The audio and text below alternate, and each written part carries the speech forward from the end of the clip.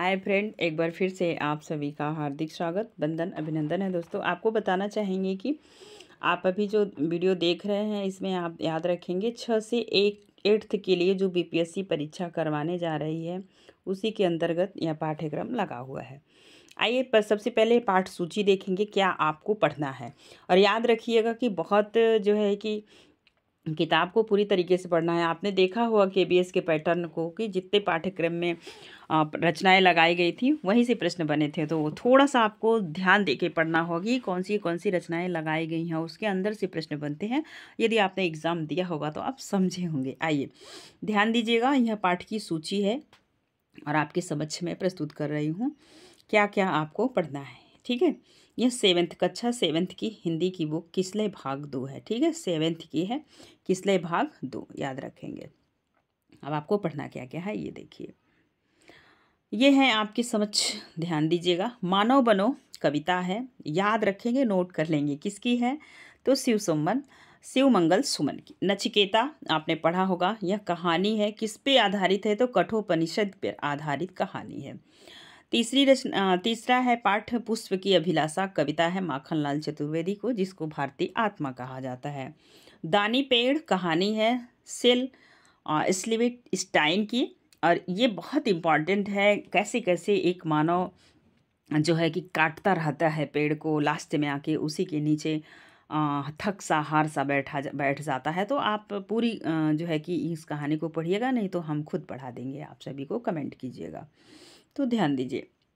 Next देखेंगे आप, वीर कुंवर सिंह जीवनी है, पाठ्य पुस्तक विकास समिति द्वारा इसमें लगाई गई है। गंगा स्तुति है, कविता विद्यापति की, आप पढ़िएगा। अभी आप बहुत विद्यापति की 14 रचना देखे होंगे, लेकिन ये गंगा स्तुति भी इन्हीं के। और विद्यापति से प्रश्न ना बने बिहार में, ऐसा संभव नहीं है, यहाँ से प्रश्न बनेंगे। साइकिल की सवारी, आप केबीएस की तैयारी करते हुए आपने पढ़ा होगा, यह व्यंग्य कथा सुदर्शन का है। बचपन के दिन संस्मरण है एपीजे अब्दुल कलाम का। वर्षा बहार कविता है मुकुटधर पांडे जी का। नेक्स्ट देखेंगे कुंभा का आत्म बलिदान कहानी है, संकलित की गई है। और कबीर के दोहे पद्य में है कबीर, यहाँ से भी प्रश्न बनेंगे। कितने दोहे लगाए गए थे, ऐसा कुछ के बीच में प्रश्न बना था। जन्म बाधा कहानी है सुधा की, और शक्ति और क्षमा कहानी है रामधारी सिंह दिनकर की। हिमसुकर कहानी है शंकर की। ऐसे ये भी आपने एकांकी पढ़ा होगा प्रभाकर जी का। ठीक है, विष्णु प्रभाकर का, छोटे से बच्चे के माध्यम से केबीएस की तैयारी किए होंगे, तो ये सब नए पाठ्यक्रम आपके लिए नहीं है।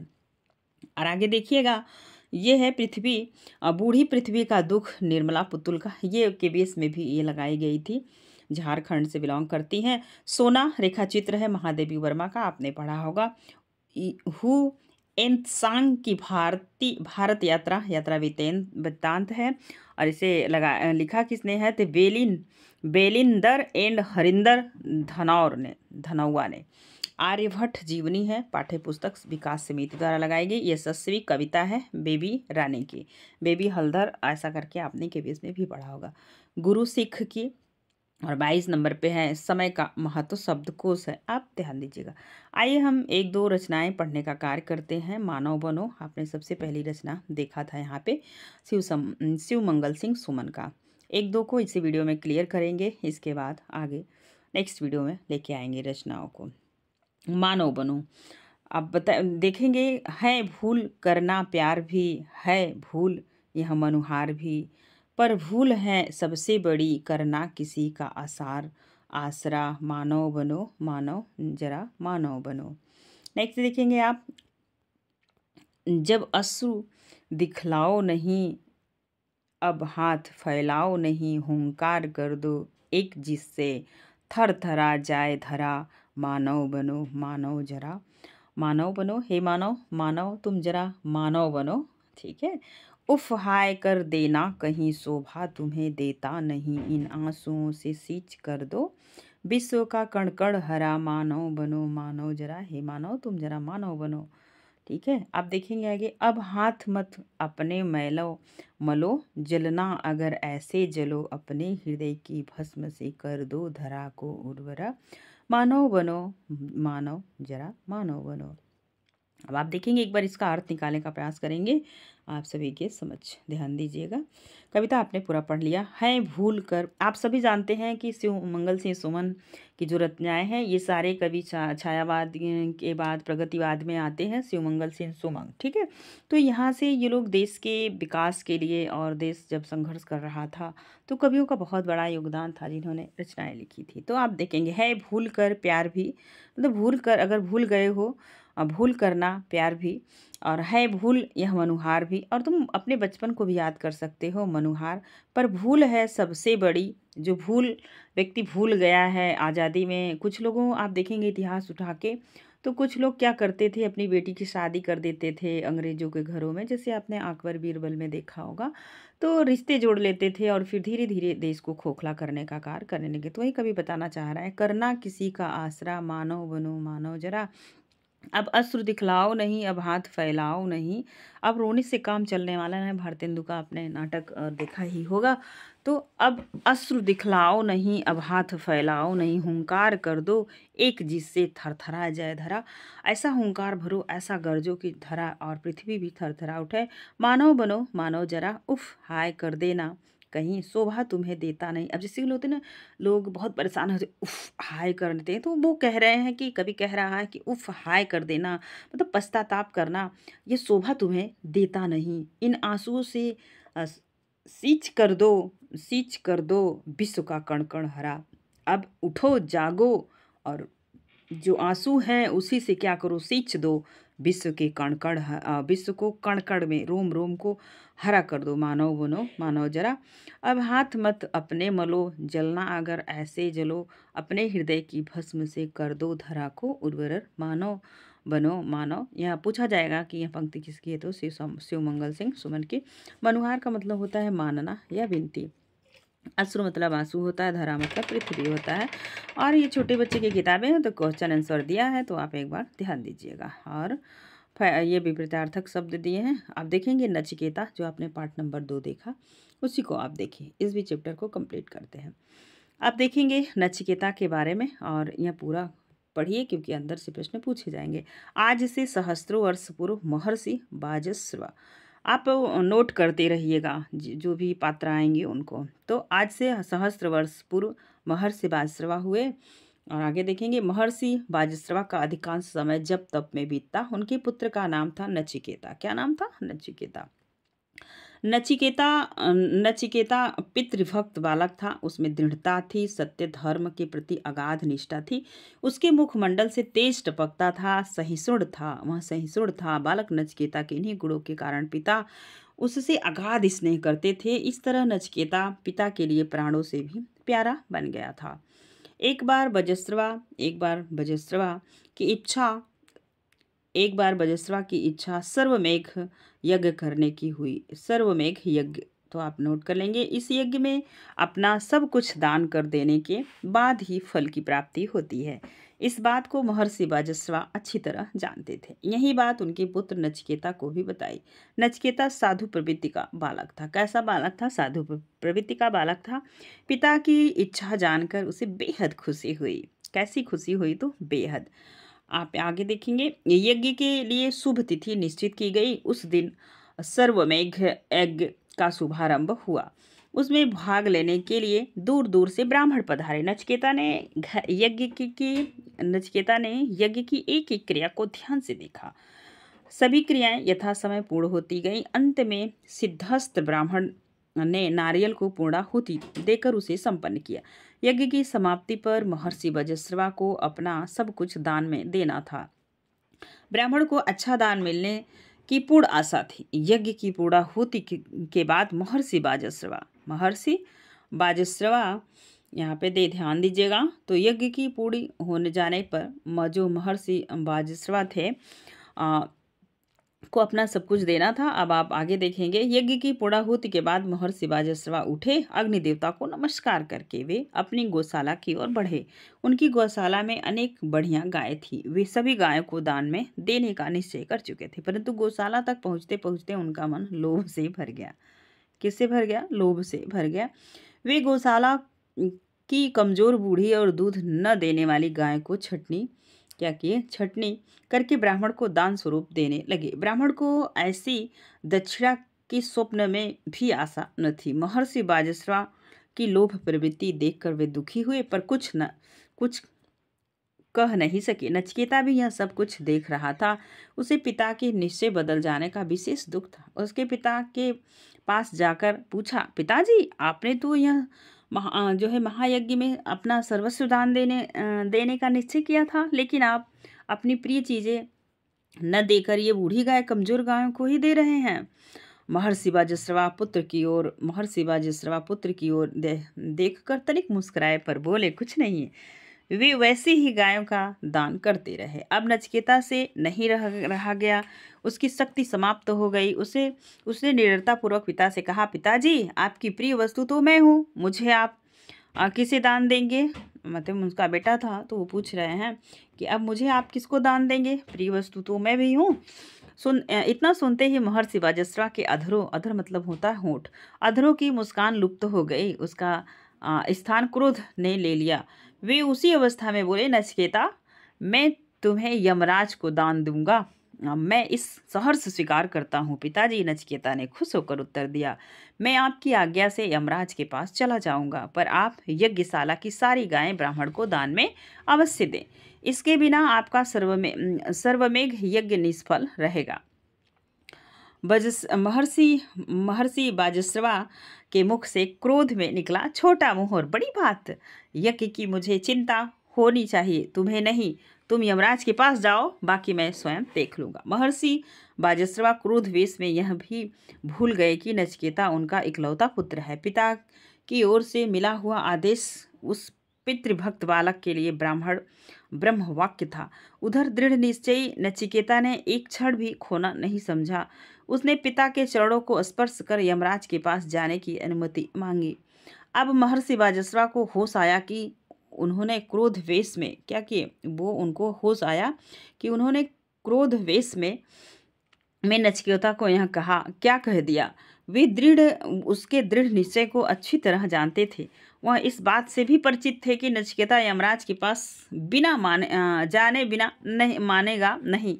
फिर भी पिता का स्नेह उमड़ आया। उन्होंने पूछा, वत्स, यमराज से परिचित हो? हाँ पिताश्री, वह मृत्यु के देवता हैं। नचिकेता ने सहस्त्र स्वर में कहा, यमराज के विषय में इतना जानकर भी तुम उनके पास जा रहे हो? महर्षि बाजस्वा ने समझाने का प्रयास करते हुए कहा, मृत्यु के मुख में पहुंचकर कोई नहीं लौटा वत्स। जानता हूँ पिताजी। नचिकेता ने कहा, पिता की आज्ञा ही मेरे लिए सर्वोपरि है। उसी ने मुझे निडर बना दिया। आपके आशीर्वाद से मैं सब जगह आसानी के साथ पहुंच सकता हूँ। फिर मृत्यु ऐसा सच है जिसे झुटलाया नहीं जा सकता। एक ना एक दिन सभी को उसके पास पहुंचना है। नचिकेता का तर्क न्याय संगत था। उसके ज्ञान पर महर्षि बाजस्वा को हर्ष भी हुआ और विछोह पर शोक भी। पर वे पश्चाताप करते हुए बोले, वत्स, मैंने तो क्रोधवेश में ऐसा कह दिया। मेरा मतलब यह नहीं था कि तुम यमपुरी जाओ। अब मैं किसी कीमत पर भी तुम्हें यमपुरी जाने की आज्ञा नहीं दे सकता। नचिकेता ने अत्यंत विनम्र होकर कहा, आप तो यमपुरी जाने की आज्ञा पहले ही दे चुके हैं। अब कुछ भी कहना मेरे लिए निरर्थक है। मैंने आपकी आज्ञा पालन करने का यह संकल्प लिया है। अब तो उसे पूरा करने का अवसर प्रदान कीजिए और मुझे यमराज के पास जाने दीजिए। इसी में मेरा कल्याण है। नचिकेता की वाणी ने महर्षि बाजस्वा को निरुत्तर कर दिया। उनका सौम्य चेहरा कोमला गया। उनके मस्तक पर विषाद सी रेखाएं स्पष्ट दिखाई पड़ने लगी। नचिकेता को कहे वाक्य उन्हें सूल की तरह चुभने लगा। पिता की ऐसी अवस्था देखकर नचिकेता ने कहा, पिताजी, आपके सर्वमेघ यज्ञ की सफलता भी मेरी यमलोक की यात्रा में ही है। उसे पूरा करना मेरा धर्म है। धर्म पर चलने का आदेश आप अवश्य देंगे। नचिकेता की ज्ञान भरी बातों के आगे महर्षि निरुत्तर हो गए। उन्होंने अश्रुपूर्वक नेत्र से अपने इकलौते पुत्र नचिकेता की विदाई दी। नचिकेता पिता को नमस्कार करके यमपुरी की ओर प्रस्थान कर गया। वह दिन रात चलता रहा। उसे यमपुरी पहुंचने में कई दिन लग गए। यमपुरी के मुख्य द्वार पर उसे रोक लिया गया। उस समय यमराज कहीं बाहर गए हुए थे। उसे मुख्य द्वार पर ही उनकी प्रतीक्षा करनी पड़ी। ये प्रतीक्षा की घड़ी में 3 दिन और 3 रातें बीत गई। वह भूखा प्यासा वहीं पड़ा रहा। अंत में यमराज लौट कर आए।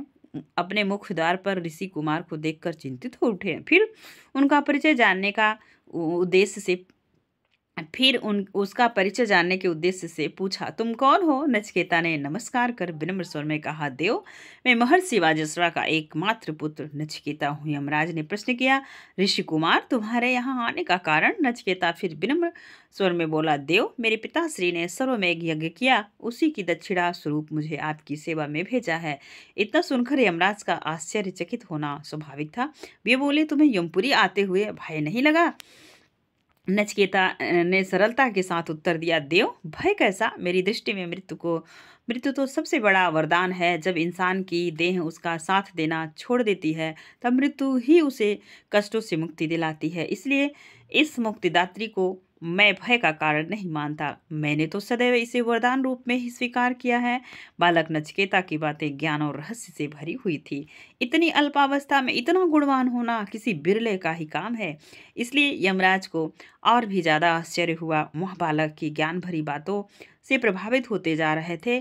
कुछ क्षण रुककर उन्होंने पूछा, नचिकेता, तुम 3 दिन से भूखे प्यासे मेरे द्वार पर पड़े हुए हो? इस बार नचिकेता मौन रहा। उसने यमराज के इस प्रश्न का उत्तर नहीं दिया। यमराज ने उसके आतिथ्य का पूरा प्रबंध कर दिया और खा पीकर विश्राम करने के लिए कहा। बालक नचिकेता ने यमराज का आतिथ्य स्वीकार कर लिया। वह खा पीकर विश्राम करने लगा। अगले दिन जब वह सोकर उठा तो उसे यमराज ने बुलवाया। उसके आगने पर यमराज ने कहा, ऋषि कुमार, हम तुम्हारे ज्ञान, पितृभक्ति और कर्म निष्ठा से बहुत प्रसन्न हैं। इस उपलक्ष्य में तुम हमसे 3 वर मांग सकते हो। देव, मैं तो दक्षिणा स्वरूप आपके पास भेजा गया हूँ। नचिकेता ने विनम्र स्वर में कहा, फिर आपसे वर कैसा मांग सकता हूँ? तो आगे आप देखेंगे वर कैसा मांग सकता हूँ। बालक नचिकेता की न्याय संगत बात सुनकर यमराज बोले, कोई बात नहीं बालक, तुम निसंकोच होकर वर मांगो। इस पर नचिकेता ने कहा, देव, पहला वर तो यह दीजिए कि पिताश्री का मुझ पर से क्रोध शांत हो और उन्हें सर्वमेघ यज्ञ का सुफल प्राप्त हो। तथास्तु, यमराज के मुख से निकला। और दूसरा वर, नचिकेता ने फिर कहा, देव, जिस विद्या से भय उत्पन्न हो वह मुझे प्राप्त हो। तथास्तु, यमराज ने कहा। तीसरा वर, नचिकेता बोला, देव, आप सर्वज्ञाता हैं, आप मुझे आत्मा का रहस्य समझाएंगे। इतना सुनकर यमराज सोच में पड़ गए। बोले, नचिकेता, अभी तुम बहुत छोटे हो। आत्मा का रहस्य जानना तो ज्ञानी ध्यानी मुनियों की बस की बात नहीं है। तुम और कोई तीसरा वर मांग सकते हो। देव, मुझ पर तो आत्मा का ही रहस्य प्रकट करने की कृपा कीजिए। नचिकेता ने फिर कहा, इसके अलावा मुझे और कुछ जानना शेष नहीं। विवश होकर यमराज को नचिकेता को आत्मा का रहस्य बतलाना पड़ा। नचिकेता आत्मा के रहस्य को जानकर वापस पृथ्वी पर लौट आया। पिता वाजश्रवा पुत्र को पाकर बहुत प्रसन्न हुए। बालक नचिकेता का नाम आत्म ज्ञानी के रूप में अमर हुआ। कठोपनिषद से यह लिया गया है। कुछ कठिन शब्द हैं जिसे आप एक बार ध्यान दीजिएगा।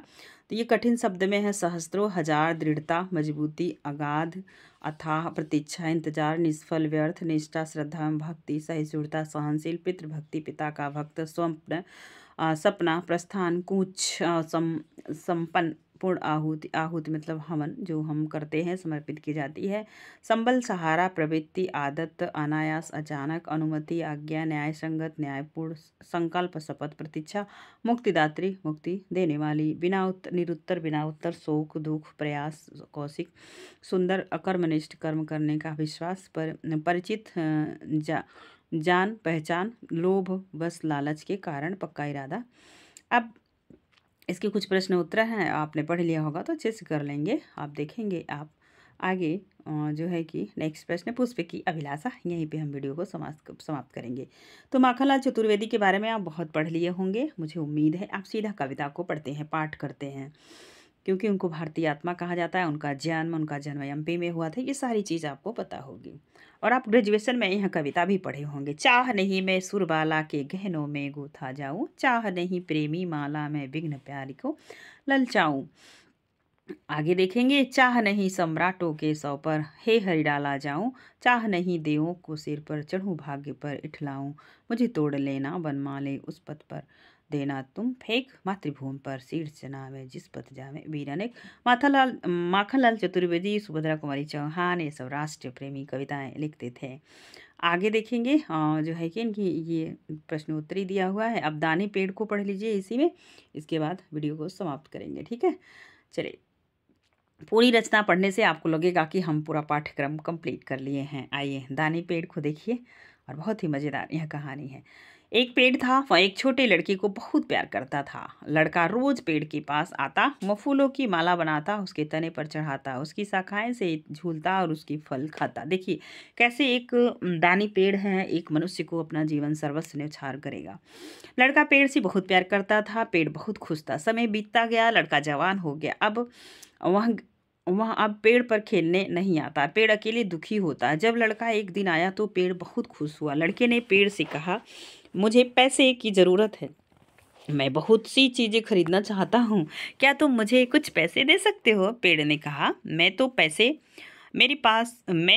मेरे पास है नहीं, पैसे तो मेरे पास है नहीं, तुम मेरे फल तोड़ लो और उन्हें बाजार में बेच दो, इससे तुम्हें पैसे मिल जाएंगे। लड़का सब फल तोड़ कर ले गया। पेड़ अभी भी खुश था। कई साल के बाद वह युवक फिर पेड़ के पास आया। मेरी शादी होने वाली है, मुझे एक घर चाहिए, क्या तुम मुझे एक घर दे सकते हो? उसने पेड़ से कहा। पेड़ ने कहा, घर तो मेरे पास है नहीं, लेकिन तुम मेरी शाखाओं काटकर उनसे एक घर बना लो। युवक पेड़ की सभी शाखाओं को काट ले गया। पेड़ का बस तना बच रह गया। पेड़ अभी भी खुश था। बहुत साल बीत गए, लड़का अधेड़ उम्र का आदमी बन गया था। एक दिन पेड़ के पास आया और बोला, मुझे मछली पकड़ने के लिए एक युवक चाहिए, क्या तुम मुझे मछली पकड़ने के लिए एक नाव चाहिए, क्या तुम मुझे एक नाव दे सकते हो? पेड़ ने कहा, नाव तो मेरे पास है नहीं, मेरा तना बचा है, उसे काट कर नाव बना लो। आदमी ने पेड़ का तना काटा और उसकी नाव बनाई। पेड़ अब भी खुश था, पेड़ का अब केवल ठूंठ बचा था। इस तरह कई साल बीत गए। एक दिन एक बूढ़ा आदमी पेड़ के पास आया। पेड़ ने उसे फौरन पहचान लिया, यह वही छोटा लड़का था। पेड़ उसे देखकर बहुत खुश हुआ। उससे खुशी के मारे बोलते नहीं बना। पेड़ ने कहा, बेटा, मैं तुम्हें कुछ देना चाहता था, परंतु अब मेरे पास बचा ही क्या है। मेरे फल नहीं बचे जिन्हें तुम खा सको, मेरी शाखाएं नहीं रही जिनसे जिनसे कि तुम लटक सको, मेरा तना भी नहीं बचा जिस पर तुम चढ़ सको। बताओ मैं तुम्हें क्या दूं? बूढ़े ने कहा, तुम देख रहे हो मेरी हालत, मेरे सब दांत गिर चुके हैं, मैं अब फल नहीं चबा सकता। अब मेरी उम्र शाखाओं पर झूलने की नहीं रही, तने पर चढ़ने का दम अब मुझ में नहीं है।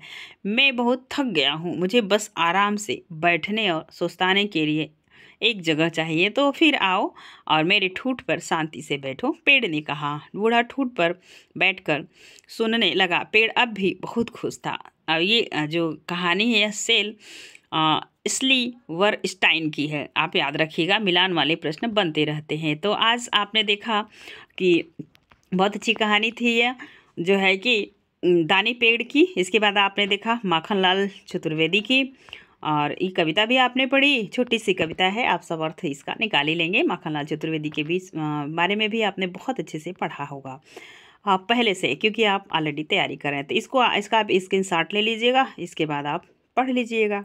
ठीक है, तो ये रहे आप नचिकेता की भी कहानी आपको बहुत अच्छी लगी होगी, कविता भी आपको अच्छी लगी होगी। तो हमने मिला जुला के 4-5 रचनाओं का कंप्लीट ज्ञान प्राप्त किया।